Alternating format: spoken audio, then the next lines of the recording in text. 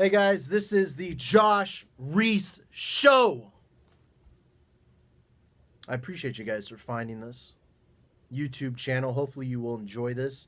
Today's video is going to be all about Case Keenum.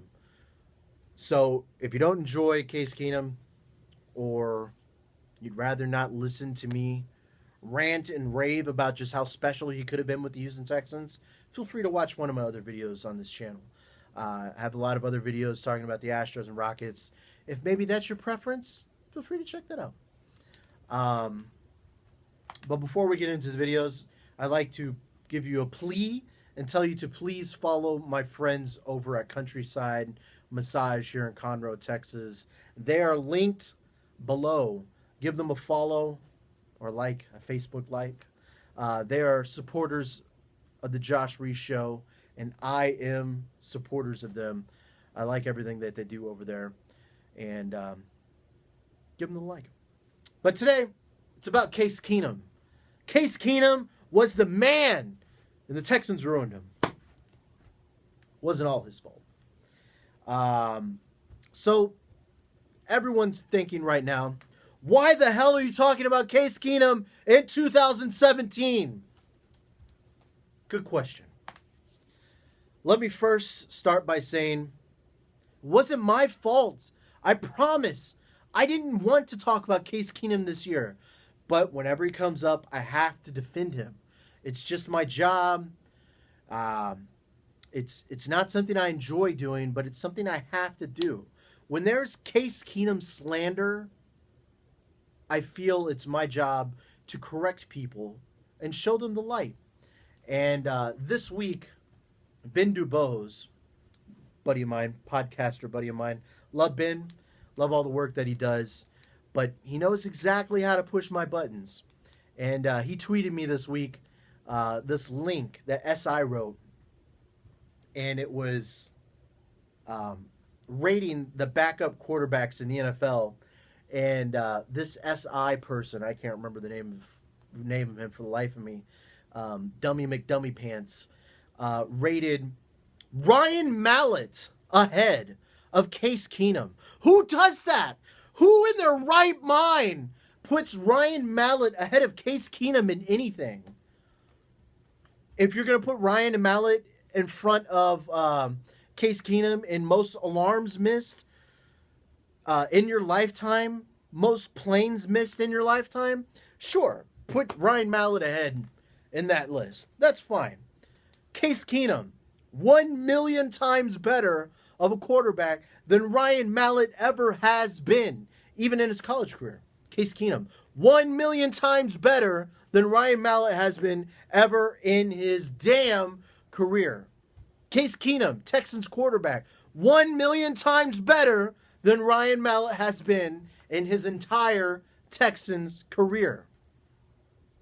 So that got me off on this whole tirade, and it ended up with me saying the words that the Houston Texans committed the greatest NFL crime known to man, and that was the mishandling of Case Keenum's career. Let me say two things about that. First of all, no, that's not an actual crime, because people were like, oh yeah, what about O.J. Simpson or Aaron Hernandez? Bro, I said NFL crime, not an actual damn crime. Open your ears. Read the words that I am tweeting. Jesus. No, it was not a serious crime that the Texans can go to jail for. That's stupid.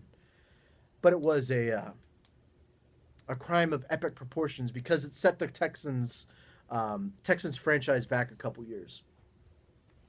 Not trusting Keenum fully and the firing of Gary Kubiak after 2013 is why the Texans have been searching for a quarterback ever since.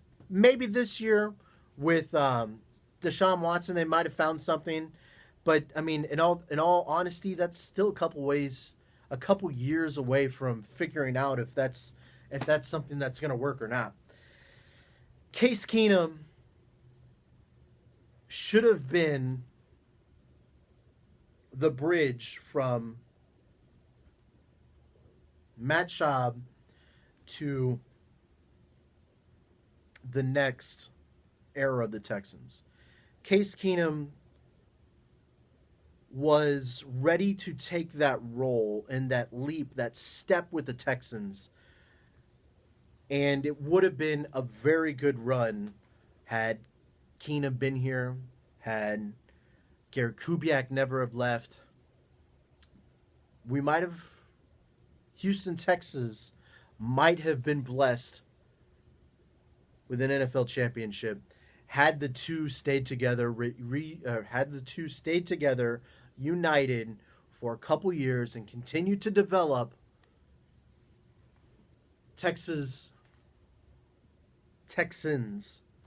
might have been able to reach the Super Bowl. Instead, their greatest run of late was with Brock Osweiler getting beat by the Patriots in the second round this past season. Had Keenum been a part of that team, they surely would have beaten Tom Brady easily, and maybe they would have won a Super Bowl this year. But for some reason, O'Brien never really liked Keenum, and he was bounced out of town after Gary Kubiak left. Although, oddly enough, when he did come back a year later in 2014, he won the final 2 games of the season with Keenum and had, was it the Ravens? Had the Ravens have lost, I think the Texans would have went to the playoffs, and they probably would have won the Super Bowl in that year underneath Keenum. But I digress. This goes back to 2013 and the year of Matt Schaub, and it was the I don't want to say gentle decline. Matt Schaub is probably the best quarterback in Texans history. And potential-wise, of course, Case Keenum is number 1. But Matt Schaub had already been on the decline a little bit. And coming into 2013, they won the first 2 games. But then after that, it was... And then he ended up getting hurt against the Rams. TJ Yates comes in, who was the backup quarterback, comes in. He doesn't do very well either. So then, you know what? Gary Kubiak, he goes, you know what, guys? We are 2-4 right now. The only person that I can think to lead us to the promised land, lead us to 500, lead us to maybe a potential playoff berth, lead us to an undefeated season from there, is Case Keenum. Paraphrasing, of course, whatever Gary Kubiak said at the time. But when he spoke those words, it translated into my mind that Case Keenum was the truth. Case Keenum was going to be the man that was going to lift the city up and take the Texans to the next level. So, after it wasn't a shortened week. It was after a week of prep. Keenum comes out against the Kansas City Rams, combining teams. Keenum comes out against the Kansas City Chiefs and barely loses to them on the road in Arrowhead Stadium against a legit Kansas City team defense. Throws up 200, nearly 300 yards passing against a legit defense.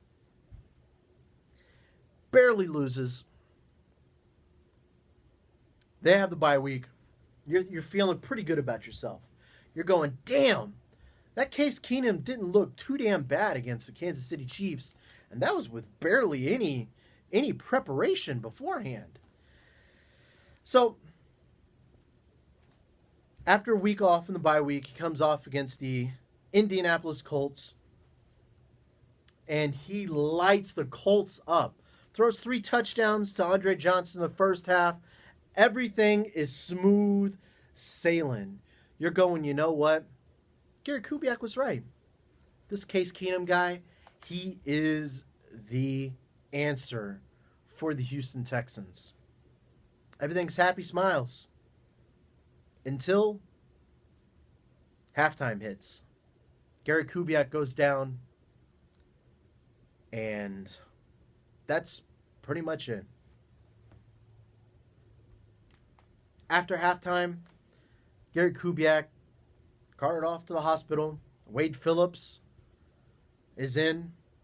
Everyone is freaking out, I would imagine, because their their coach had just went down. Never know if he's coming back. Don't know anything right now.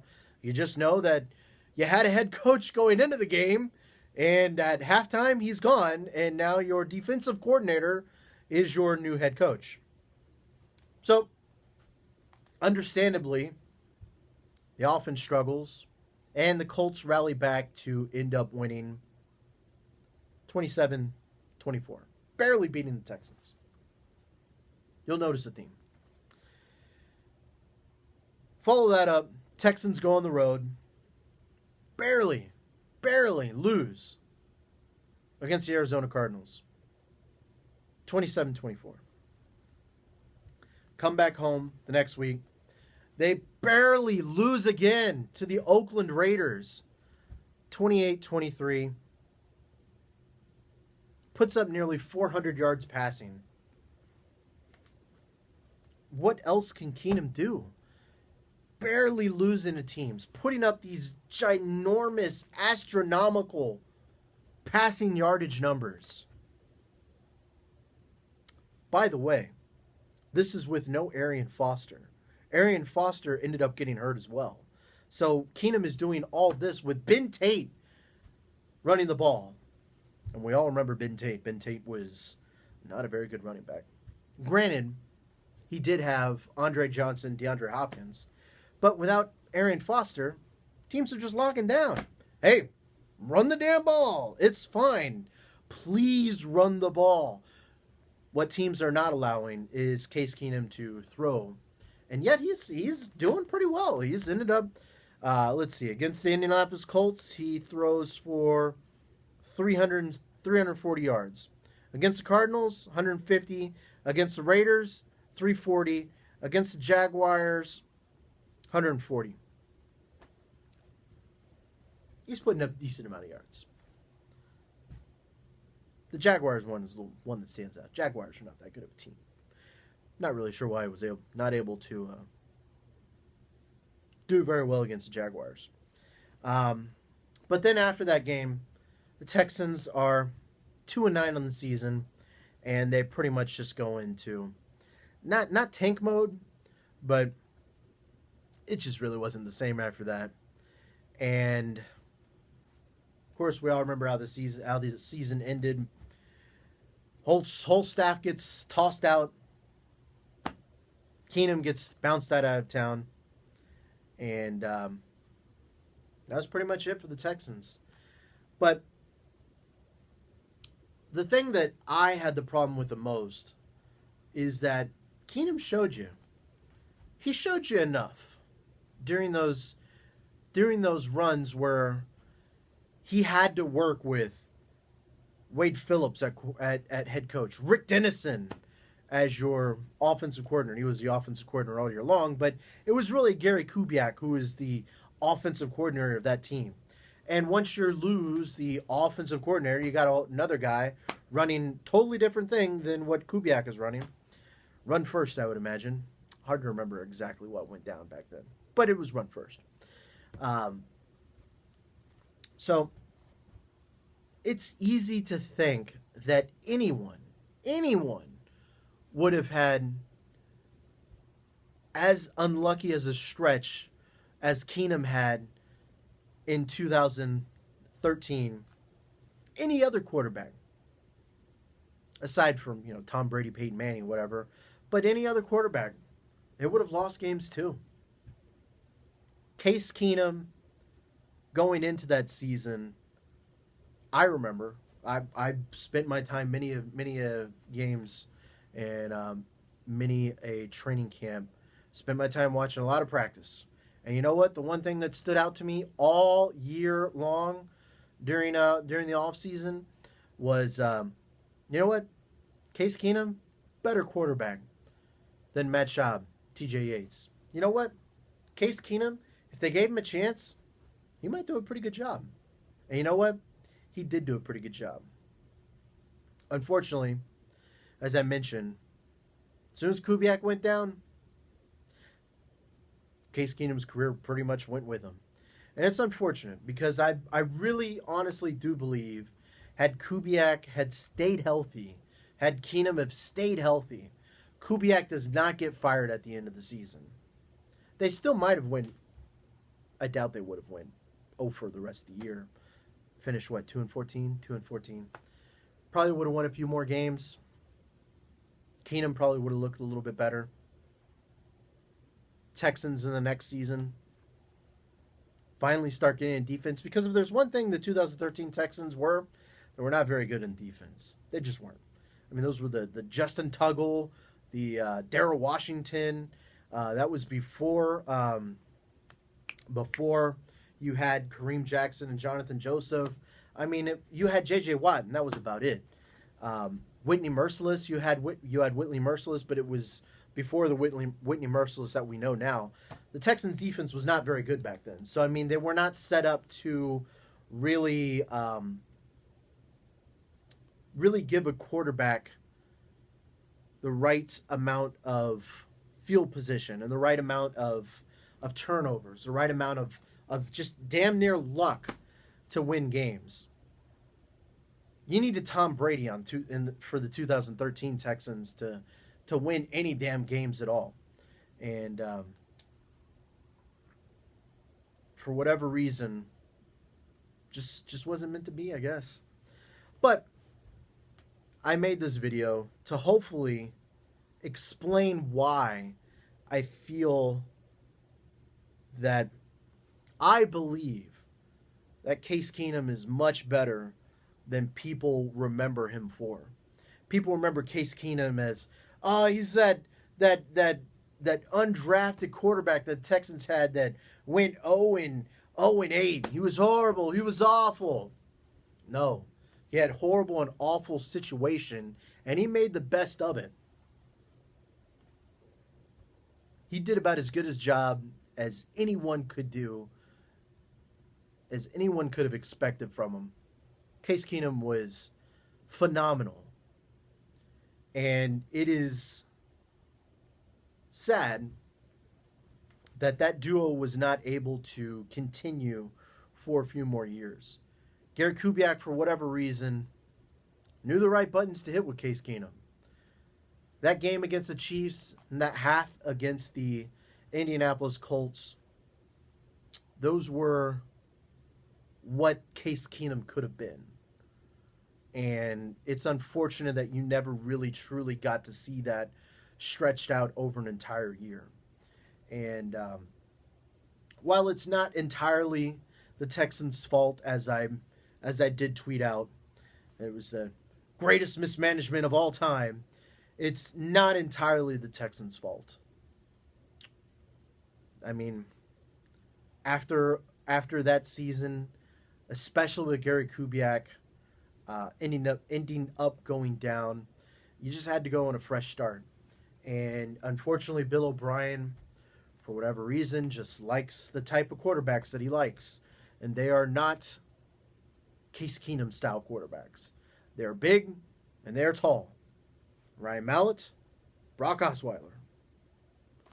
Two guys coveted by Bill O'Brien. And Case Keenum just never really had a chance to thrive with O'Brien, even though he ended up winning 2 games for O'Brien down the stretch in 2014. But it's pretty much all I can say about this. Hopefully, this kind of explains some of the thoughts that I've had over this past week, and now whenever I go off on a tirade about Case Keenum, I'll start to reference this video to hopefully educate people on Case Keenum and how he was a misunderstood star. And when you look back on it, when you look back at all the quarterbacks the Houston Texans have had, from Dave Ragone, Tony Banks, to Brock Osweiler, David Carr, Matt Schaub, TJ Yates, Case Keenum, probably fourth best quarterback, third best quarterback maybe. Because it goes Matt Schaub.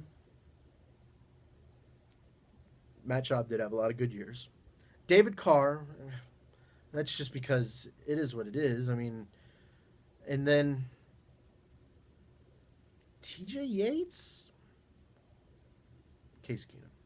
Case Keenum, TJ Yates. Top 4 quarterbacks of all time. Matt Schaub. Matt Schaub. There we go. Matt Schaub. David Carr. Case Keenum. And TJ Yates. This is pretty much all I got, guys. I'm going to bounce it out of here. I appreciate you guys for giving this a watch. Feel free to comment below. Let me know what your top 5 quarterbacks in Texans history are. And it's a good list. It's a damn good list of quarterbacks. I'd love to know what y'all guys think. But I'm bouncing out of here. Feel free to share, like, subscribe, do all other stuff. I appreciate it. I'll be back. We'll catch y'all guys some other time. So till then, till next time, stay tuned to the Josh Reese Show.